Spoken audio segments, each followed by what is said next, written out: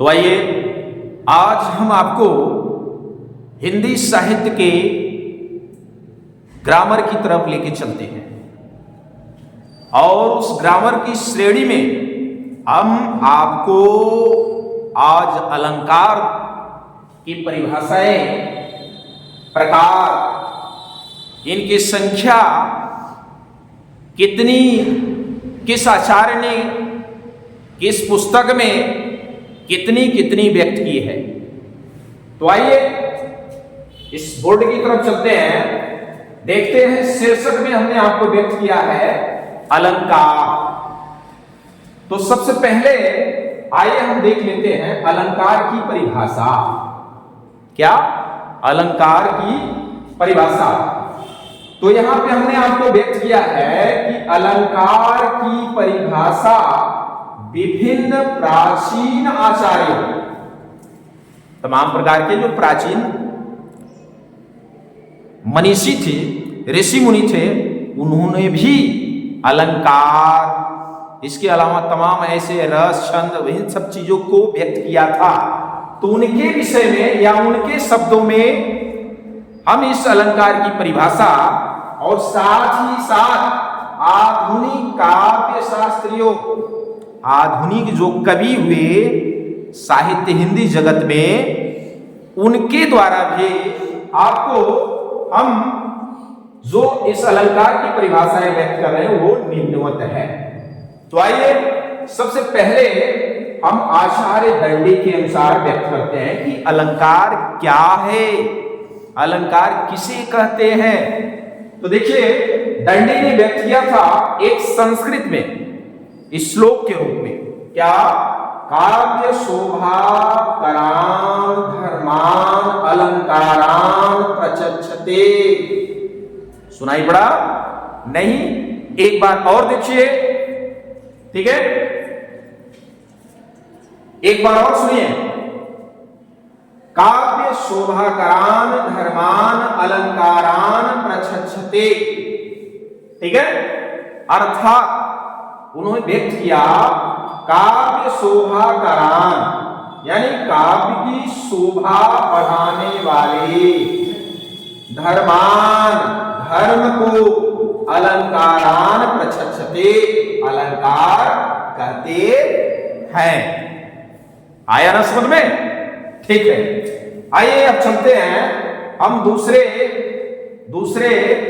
आचार्य भामह की तरफ। भामह कौन से आचार्य हैं? भामह ने भी हिंदी में एक अलंकार की परिभाषा व्यक्त की। उन्होंने बताया कि जिस प्रकार बिना आभूषण के, आभूषण यहां कहने का मतलब है गहना, जो स्त्रियां पहनती हैं गले में, कान में, नाक में, उससे यहां लगाया जा रहा है। भामह ने उस अर्थ में लिया है और बताया है कि जिस प्रकार बिना आभूषण के किसी कांता सुमुख, कांता माने स्त्री और सुमुख माने सामने से, सुशोभित नहीं होती, सुंदर नहीं दिखती, उसी प्रकार अलंकार विहीन सुकविता, यानी बिना अलंकार के कविता सुशोभित नहीं होती। ठीक है, ये किसने व्यक्त किया? आचार्य भामह ने। आधुनिक आचार्य प्रख्यात आलोचक रामचंद्र शुक्ल जी के अनुसार लेके चलते हैं। इन्होंने भी व्यक्त किया, क्या बतलाया परिभाषा? भावों का उत्कर्ष दिखाने, यानी भावों को व्यक्त करने तथा वस्तुओं के गुण और क्रिया का अधिकाधिक और तीव्र अनुभव कराने में कभी कभी सहायक होने वाले युक्ति यानी साधन क्या कहलाती है? अलंकार। तो ये हो गए आधुनिक आचार्य रामचंद्र शुक्ल के अनुसार।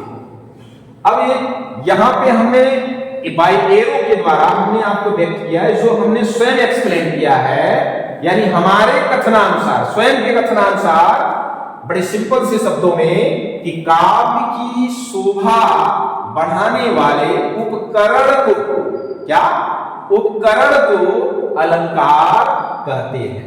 यह परिभाषा छोटी क्लास के बच्चों के लिए बहुत स्पेशल है, वे बता सकते हैं, ठीक है, कि काव्य की शोभा बढ़ाने वाले उपकरण को अलंकार कहते हैं।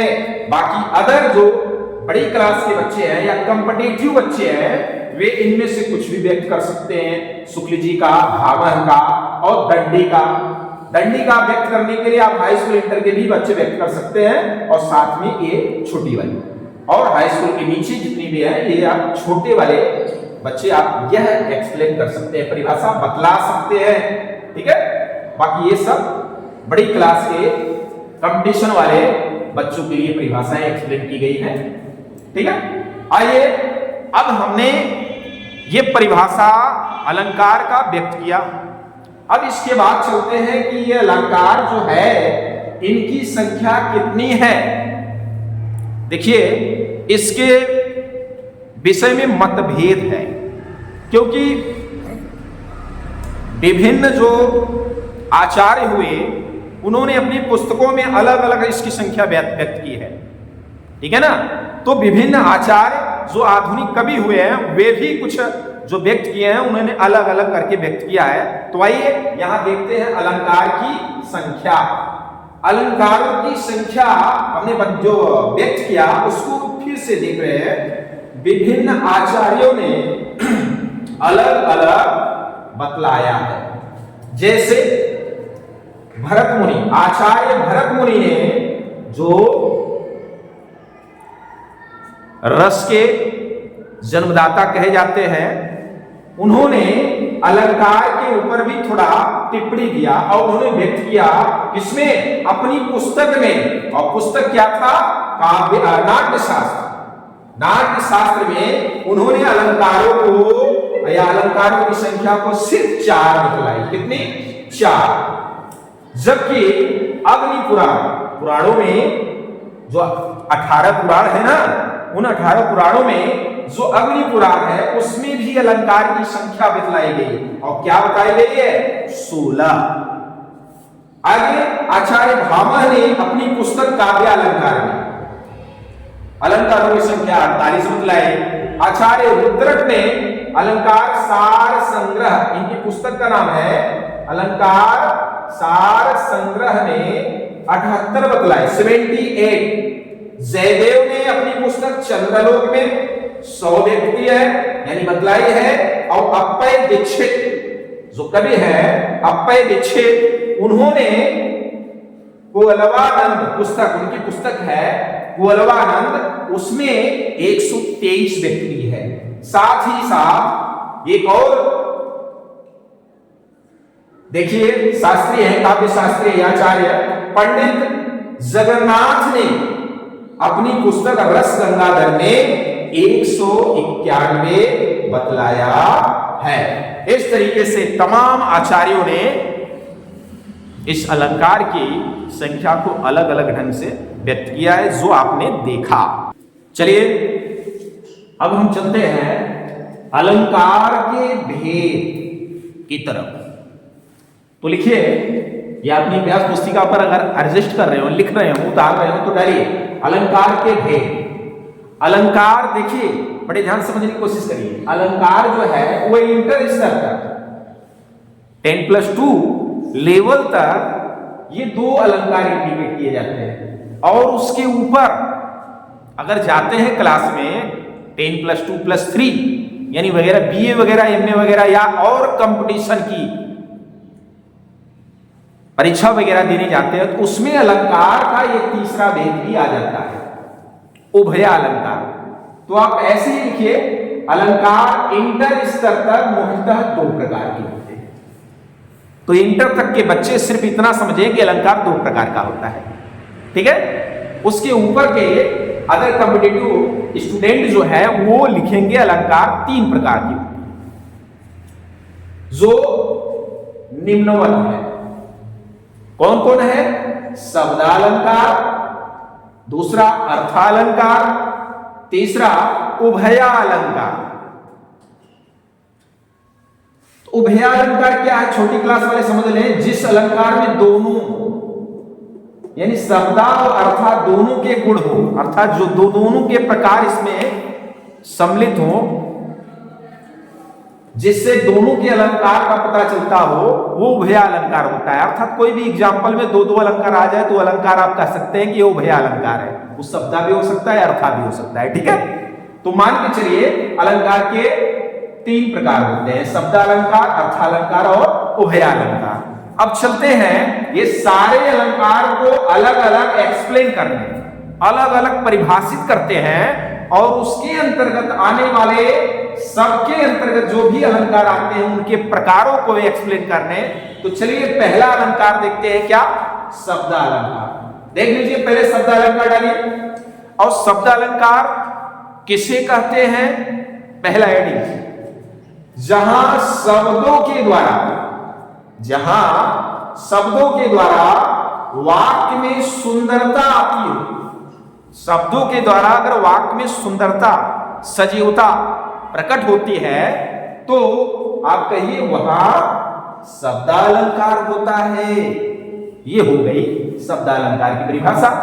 अब अगली हेडिंग में आप देखेंगे क्या? शब्दालंकार के प्रकार।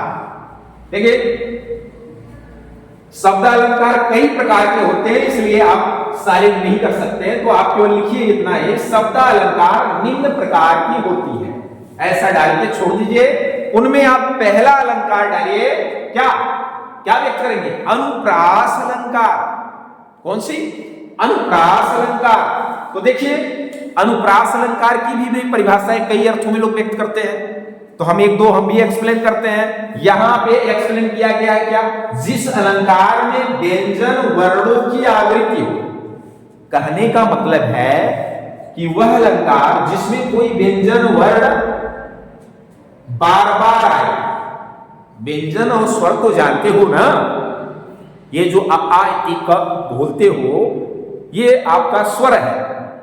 अ से लास्ट अह तक जो लिखते हो, अह छोड़कर अव तक, ये स्वर होते हैं। और व्यंजन क से लेकर आपका लास्ट तक, तो व्यंजन वर्णों की आवृत्ति यानी व्यंजन वर्ण जिसमें आता है बार बार, वहां पे बोला जा रहा है कि अनुप्रास अलंकार है। तो डिफिनेशन आप एक्सप्लेन कर दीजिए। जिस अलंकार में व्यंजन वर्णों की आवृत्ति हो या होती हो उसे अनुप्रास अलंकार कहते हैं। या फिर ऐसे बोल दीजिए, जिस अलंकार में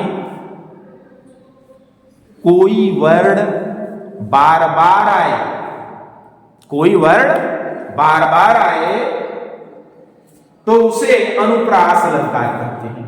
ऐसा भी बोल सकते हैं, या आपके सामने जो एक्सप्लेन है इसको देख लीजिए।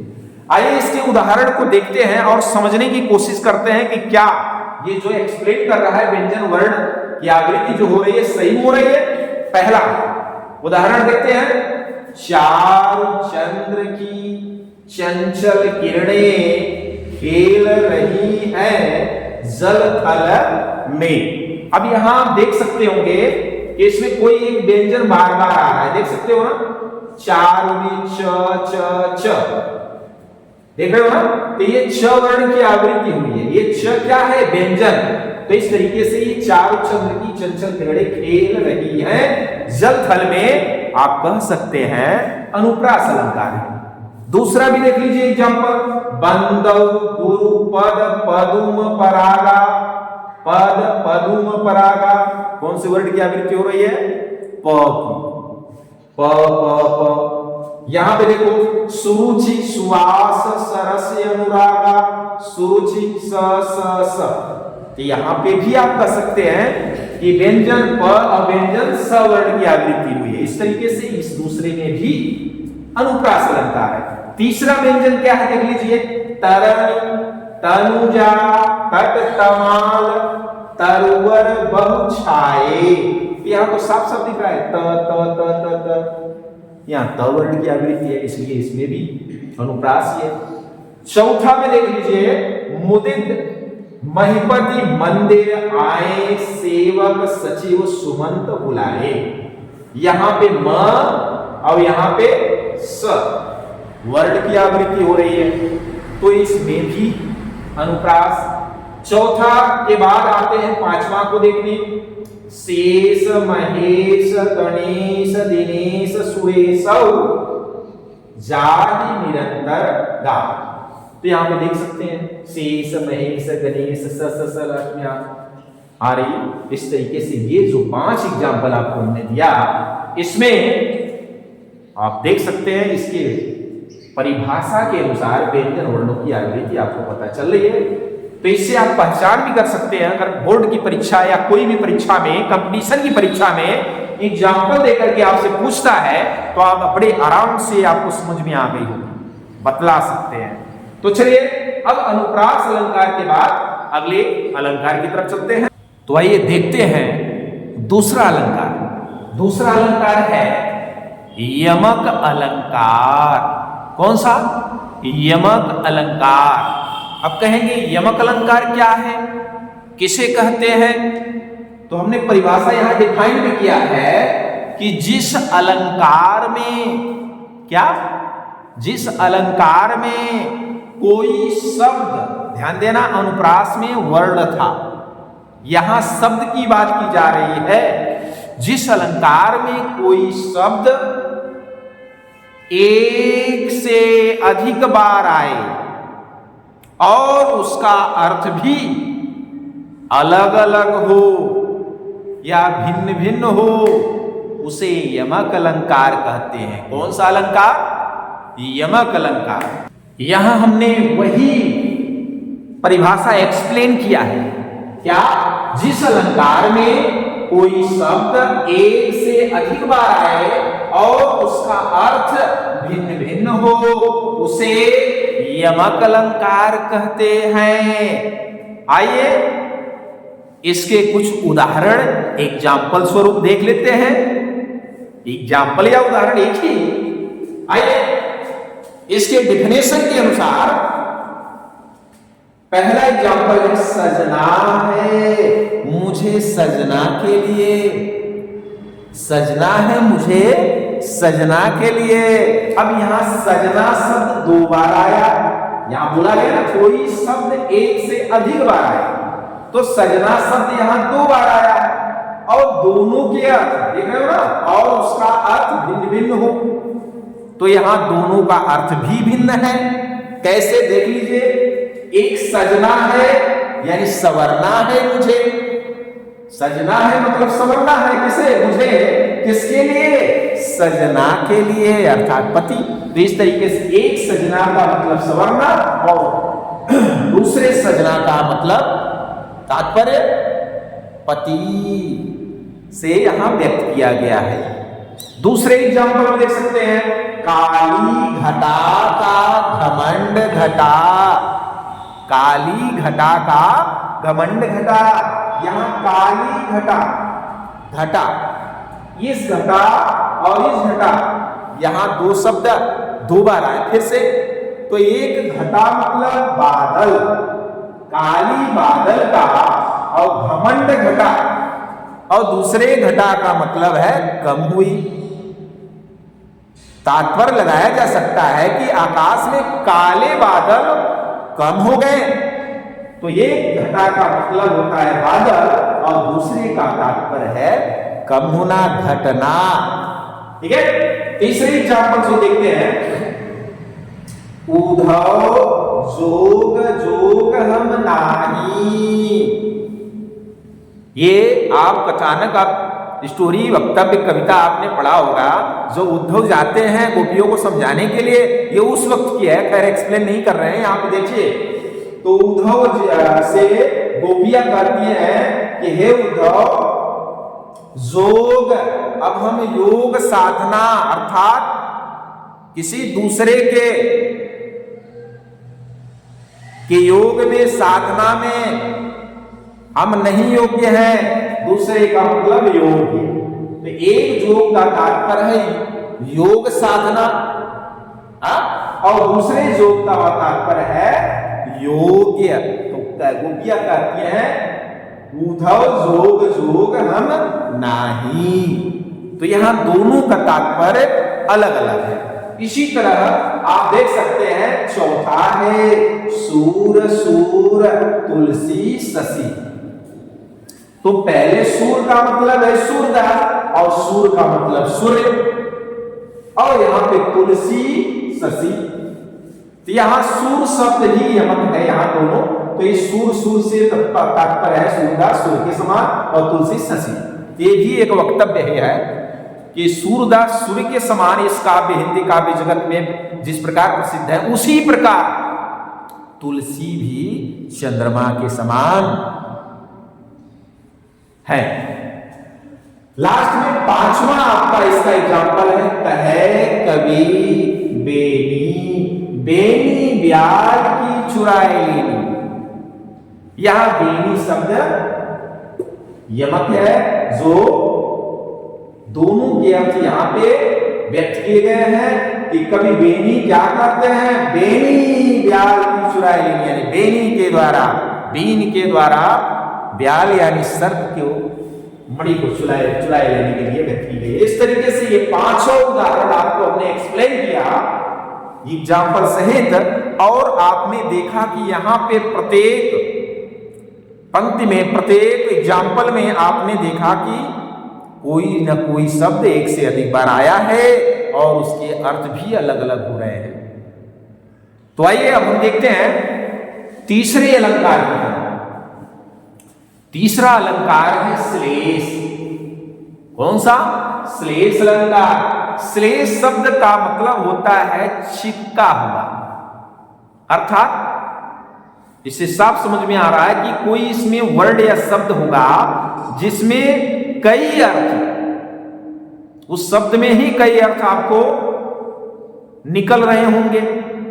तो यहां पे आइए इसको एक्सप्लेन ही करते हैं उसी तरह परिभाषा को कि जहां काव्य में कोई शब्द एक ही बार प्रयुक्त हो, वही हुआ है ना कि कोई शब्द एक ही बार प्रयुक्त हो किंतु उसका अर्थ एक से अधिक हो, वहां श्लेष अलंकार होता है। श्लेष अर्थात चिपका हुआ। कोई एक शब्द आपके उस पंक्ति में, कविता में प्रयुक्त होकर के लेकिन उसके भावार्थ को कई अर्थों में व्यक्त करे। तो आइए इसके भी एग्जाम्पल देख लेते हैं और इसके उदाहरण को भी एक्सप्लेन रूप में देख सकते हैं। पहला एग्जाम्पल है सुवर्ण को खोजत फिरत कवि व्यभिचारी चोर। अच्छा, ये यहां सुवर्ण जो है श्लेष शब्द है। क्या? सुवर्ण जो शब्द है यहां श्लेष है, मतलब इसके ही कई अर्थ है। एक शब्द के कई अर्थ इसी के हैं। तो सुवर्ण को खोजत फिरत कवि, यानी कवि जो है, अगर सुवर्ण शब्द का कवि के अर्थ में अगर प्रयोग व्यक्त किया जाए तो कवि क्या खोजता है? अपनी कविताओं, अपनी लेखनी में क्या लिखता है?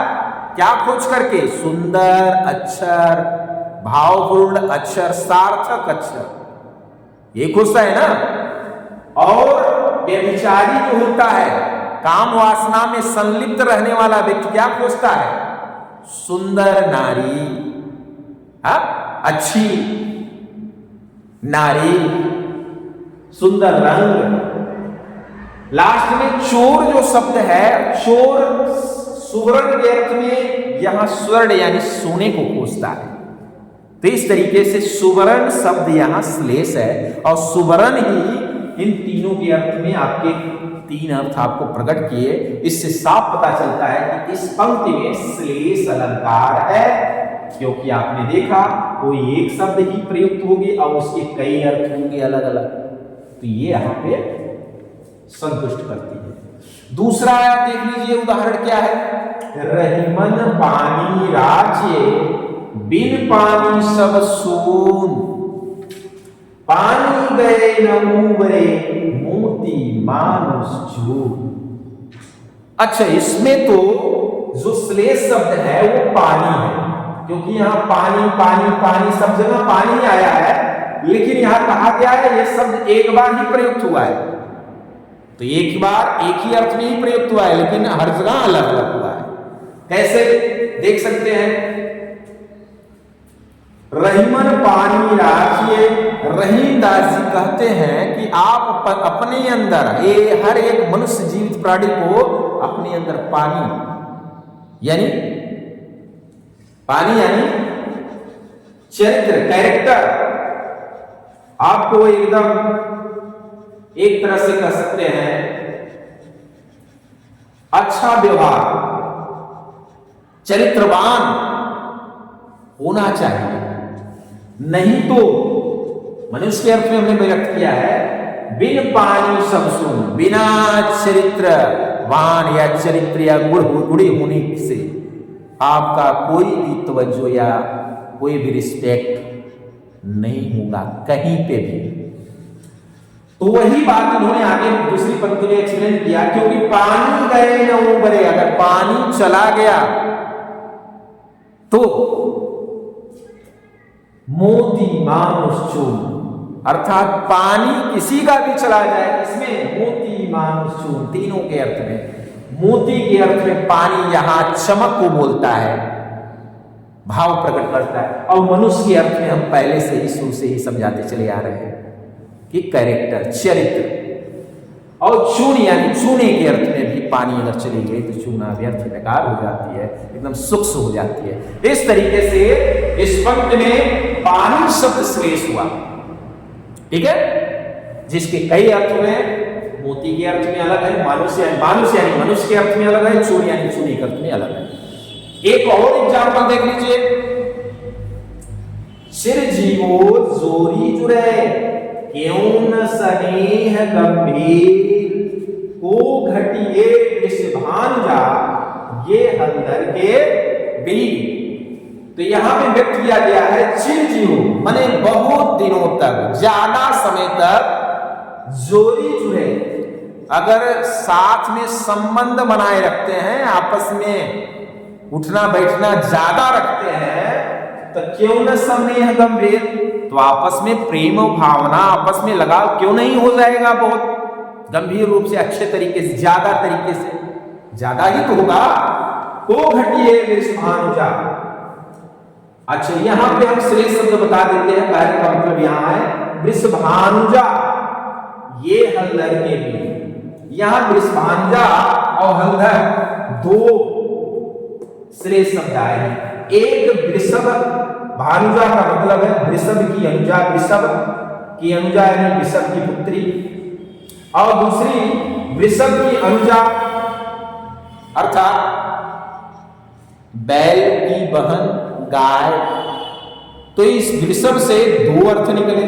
दूसरी हलधर है, एक हलधर मतलब कृष्ण के भाई बलराम, और दूसरे हलधर का तात्पर्य है हल को धारण करने वाला यानी सांड। कौन? सांड। तो इस तरीके से ये श्लेष अलंकार भी यहां पे आपका कंप्लीट